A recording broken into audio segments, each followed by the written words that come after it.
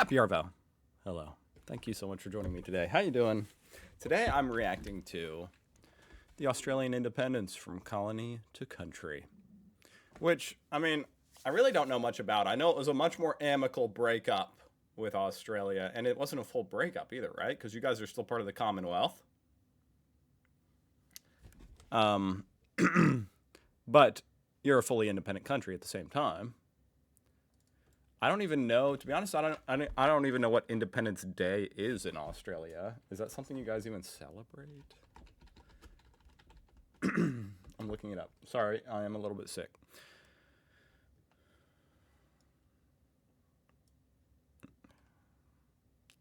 Is it on Australia Day? I don't think so. That's the day they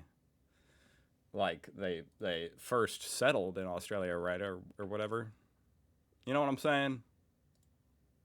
March 3rd.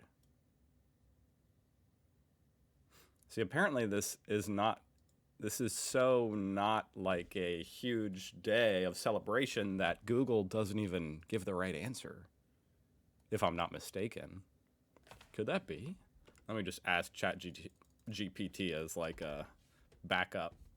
What day is Australia Independence Day?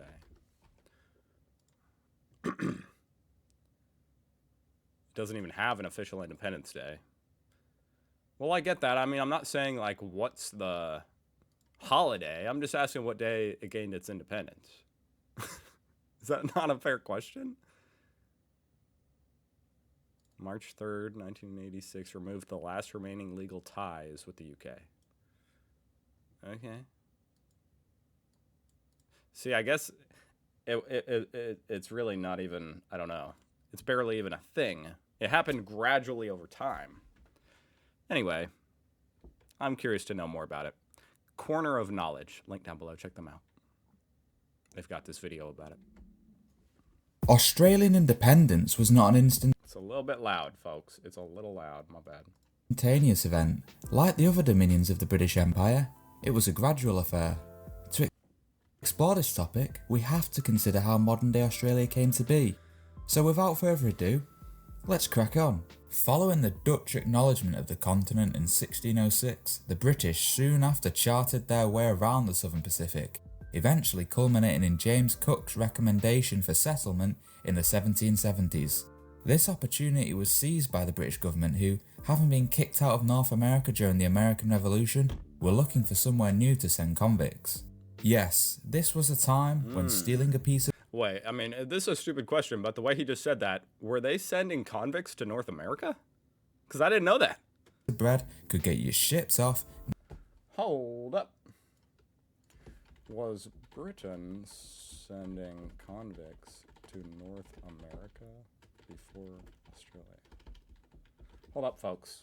I want to know that. Yes, Britain was sending convicts to North America before Australia. How did I didn't know that. To Virginia. Well, holy shit. I guess we're not so different, guys. 9,000 miles to a semi-desert. Nowadays, you need 2 degrees and a PhD to get into Australia. Anyways, Exaggeration, huh? I digress. Or is he serious? After establishing the colony of New South Wait, what did he say? 2 degrees and a PhD? Okay, so that's a joke. Wales in 1788, the British government began gradual I'm a little slow. colonisation of Australia's exterior, a process facilitated by Southeast Australia's rich potential for agriculturalisation. As colonial settlement accelerated, newer colonies were created, and the first non-convict colony of South Australia was established in 1834. Other colonies soon followed. Many were granted responsibility. They mentioned that in the Adelaide video I reacted to recently. That Adelaide wasn't settled by convicts. Government in the 1850s, and they would go on to form the modern-day Australian states. Fueled by the discovery of gold in the 1850s and 60s, economic growth soon followed, and the agricultural sector diversified into one of mining, finance, and even business. With this growth came the development of... Isn't that interesting? It all kind of started with the boom of gold, and still to this day, it's a huge part of your economy is natural resources, mining. a distinct identity. one which saw itself firmly rooted in the British Empire, especially as the nature of Australian settlement had diluted the ethno-linguistic characteristics of settlers. By the 1890s, Isn't the concept, I mean, this is a kind of a ridiculous tangent, guys, but it's what I'm thinking, and sometimes I just have to say what I'm thinking, or else I can't move on. The concept of going and finding gold, like a gold rush, is funny to me. It's almost like they're just finding money under the ground, because the gold isn't really used inherently for any practical purposes, at least not a lot. It's used as money, like to back money. And so you just find money under the ground. It's very like zero-sum game type feeling. It's strange to me. Oh, we settled in Australia to dig up money. Australian And America. living standards had exceeded that of Britain, and at the time, the empire was seen as a viable economic sphere. As such, when the empire was tested during the Boer War, Australian colonies volunteered some 16,000 recruits. One recruit stated that, if an expedition to Antarctica in canoes was proposed, half our fellows would volunteer. Pretty stern stuff coming from that chap. In the year 1901, Okay, he said the Boer War, and I'm just trying to think of, I don't even know what that is, to be honest. The Boer War? But then he said that Australia would be willing to send, in this like ridiculous scenario, in canoes to Antarctica. So he's saying they're very loyal to the UK, to Britain, right? I kind of want to go back to this chart. There's a lot of information I feel like being thrown, and I always just like think about stuff and then I miss what they're saying. That's a problem I have. Anyway, I didn't get to like look at this chart and appreciate it. So this is the UK versus Australia. Child labor slums, less child labor.